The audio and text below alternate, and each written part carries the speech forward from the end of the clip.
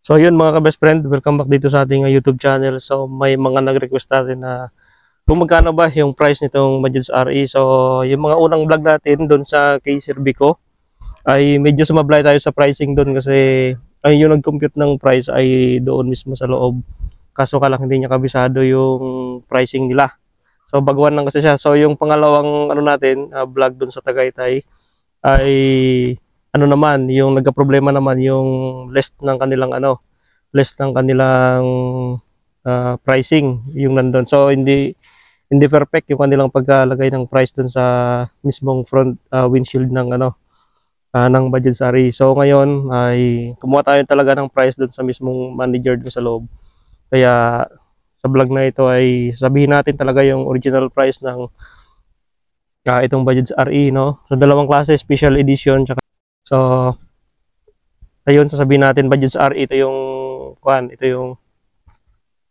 ito yung common na nakikita natin sa highway, no? So doon sa Tagaytay may i-vlog tayo doon na nagkamali tayo ng pricing doon. So yun mga ka-best friend, so ito yung Bajaj RE price. Ang price na talaga ito ng Bajaj RE, no? So yun, um, made by Bajaj, no? So more on LED, more on halogen ang kanyang headlight, lamp, signal light. So sa pricing, ito ay nakakuha tayo dun sa Sir Vico trade-in. So yung pinaka-main nila ay nasa dun sa may Crisanto M. De Los Reyes Avenue kay Bagal North, Tagaytay, no? So nandun yung kanilang maraming stock ng Bajaj. So nandun tayo nakaraan, nakapag-content tayo doon. So maraming stock doon sa mismong branch nila. So ang cash price nito ay 198, no? 198,888. Yan po yung cash price niya, yung mismong SRP niya. So pagka bumili ka ng cash, siguro may less pa yan pagka cash. So sa installment, meron yung down payment na 4,999 yung kanyang down payment. Sa 12 months o 1 year, magmamonthly ka lang ng 19,447. Yan po yung 1 year. So sa 2 years naman or 24 months ay mayroon kang monthly payment na 10,947. So then sa 36 months or 3 years, no, magmamonthly ka ng 8,114. At sa ano naman sa 4 years naman or 48 months ay ang monthly mo ay 6,698. So mas pinababa siya pagdating ng 4 years or 48 months. So yan na po yung tamang pricing ng Bajaj RE. So mapula man yan, puti, pare-parehas lang po yung price niyan. So ito sa Maxima Z naman, may mga nagtatanong sa Maxima Z, meron niyang error doon sa ating pricing nakaraan. So ayun mga ka-best friend, ito naman yung kanyang Maxima Z, no? Sa cash price niya ay 234,888. Yan. Sa down payment niya ay 5,000 o 4,999. So piso na lang, 5,000 na. Sa 1 year ay mag-monthly ka ng 22,879. Sa 2 years yan ay 12,879. Dito naman sa 36 months, ang monthly mo ay 9,546. Sa 48 months ay 7,880. So may mga options din, pwede ka mag-down ng 25,000, 30,000, or 40. So, ito na yung computation sa baba. Pag 50,000 ang down payment mo, ay ang monthly mo sa loob ng 1 year ay 19,759, no? So, sa 2 years naman, 11,634. So, medyo mababa yung itong 24 months niya. Then, down ka lang ng 50. Mas malaki yung less niya. Then, ito naman isa, Maxima cargo type. Ito yung walang kwan sa likod. Wala siyang body cover. Open lang siya. Kaya tinawag siya na cargo type. So medyo may kamahalan ito. Ang kanyang cash price ay umabot ito ng 205,888,000, no? So may down payment ito na 25,000. So mataas pala yung down payment niya. At ito ay may monthly sa loob ng 1 year na 19,353. Yan, sa loob ng 12 months o 1 year.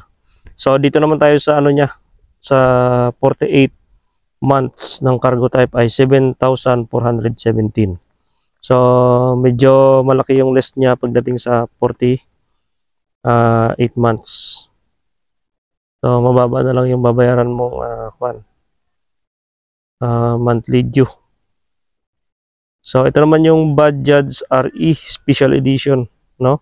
All new. Ito yung bagong labas ng Bajaj RE na kung mapansin natin mayroong mga pinagbago. So latest design, no? Latest design ito ng Bajaj RE. Ang medyo may kamahalan nito, ito yung kanyang cash price ay maabot ng 244,888. Yan po yung kanyang cash price, no? Ang down payment niya ay 7,000 at ang kanyang monthly sa 1 year at 25,129. Sa 2 years naman ay 14,797. Sa 3 years naman 11,352. Sa 4 years o 48 months ay 9,630. So yan yung kanyang price, no? So ang nakuha nating price ng mga Bajaj unit ay 4 na klase lang. Bajaj RE, Maxima Z, Maxima Cargo, Bajaj RE Special Edition, no? All new, ito yung latest. So medyo may kamahalan tong latest model ng Bajaj. So ito naman Bajaj RE, ito lang yan siya, ganitong model lang. So pagdating naman sa mga pricing, no, ay medyo tumaas konti yung price ng mga unit nila. So may mga requirements din dito na nilagay sila dito. Ang requirements dito ay 2x2 picture at 2 valid ID, no? Basta valid ID pwede. At isa pang requirements dito ay proof of income, payslip, business permit or remittance. So pangatlong requirements ay proof of billing, Meralco or water bill, no? Dito naman sa pang-apat na requirements ay barangay clearance. So may contact number din ito sa Tagaytay naman ito. Ang nilagay lang contact number ay kay Sir Gerald Muntiman. So ayan, yan yung contact number niya. Kunin nyo na lang at kontakin nyo po. So meron din silang Facebook page. Ito yung Sir Biko Tagaytay Bajaj RE, no? 3S. So yun na lang po yung kontakin ninyo. So ito yung mga pricing nila dito sa Tagaytay. Yan. So medyo nagmahal na siya pero at least maraming pinagbago. Ito naman kasi yung RE, ito yung mga bago sa kanya. Yan. Ito yung RE na yung dati. So ayan, goods na goods pa naman, no? May pintuan. Yung dating RE ay wala siyang pintuan. Yung lumang Bajaj RE. So ngayon may pintuan na. So yan. So basta alagaan lang ay matagal din masira yung unit. Alagaan lang talaga guys, no? Ito ang importante, huwag mabasag yung windshield kasi pag nabasag ay napakamahal. Aabutin tayo nito ng 7,000 ang pagpapaayos niyan. So side mirror niya ganda, oh. So ito yung price ng ating Bajaj RE. So marami kasing nag-request ng mga tropa, nag-comment doon sa ating vlog, no? Kasi may error talaga doon sa una nating vlog, hindi natin na-complete yung tamang presyo. Kaya kasi may yung napagtanungan natin, napagkuhaan natin ng price ay baguhan pa lang siya at hindi niya alam yung computation pagdating sa pricing, kaya medyo nahirapan siguro siya at hindi tayo nakapagkuha ng price ng tama dun sa kanya. So yun mga ka-best friend, at nandito tayo ngayon sa Peña Blanca. So huwag nyo kalimutan i-subscribe yung ating YouTube channel at i-click yung notification bell dyan sa baba ng ating channel name. So marami pa tayong pag-uusapan sa Bajaj RE at Rosy Chariot at iba pang mga trike, no? So hindi lang naman tayo focus sa isang trike lang dahil marami tayong trike na ginagamit. At yun nga, yung ating chariot nandun pa sa Tugigaraw. So bukas pa natin kukunin o gagamitin. So yun mga ka-best friend, thank you for watching. So ang ganda ng view dito. Ayan, kitang kita yung Sierra Madre. Sierra Madre, yan yung bundok na malaki dito sa bandang norte, no? So yun, thank you for watching mga best friend. So yun mga best friend, tinalakay natin kanina yung price ng Bajaj RE, yung price ng ng Bajaj Maxima Z, no? So baka may magtatanong dyan kung saan ba pwede kumuha. Every city naman ng nationwide ng Pilipinas ay merong K-Serbico, no? So hindi lang naman K-Serbico nagbibenta ng Bajaj RE or Bajaj Maxima. Maraming dealer din nagtitinda niyan. So nationwide kahit saan. So pagka kunyari si ibang dealer nagbenta ng trike na Bajaj RE ay magkakaiba po ng price, no?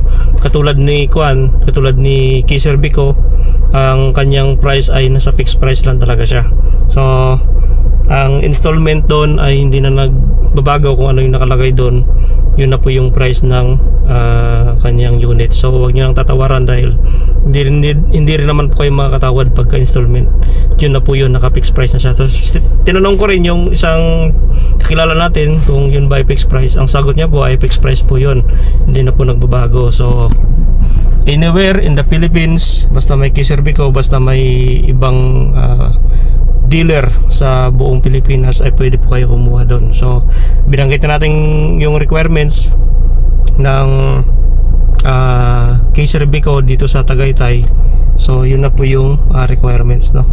So 4 lang naman yun at madali lang i-produce pagka interesado ka po kumuha talaga ng Bajaj RE. So napansin ko rin doon sa Tagaytay City ay napakarami ng trike doon na Bajaj. So iba-ibang design, iba-iba yung pagkagawa nila, napakadami. So ganda at talagang gamit na gamit dahil pwede talaga pang passenger, napakatipid, very affordable. So yun, thank you for watching mga best friend. Thank you po.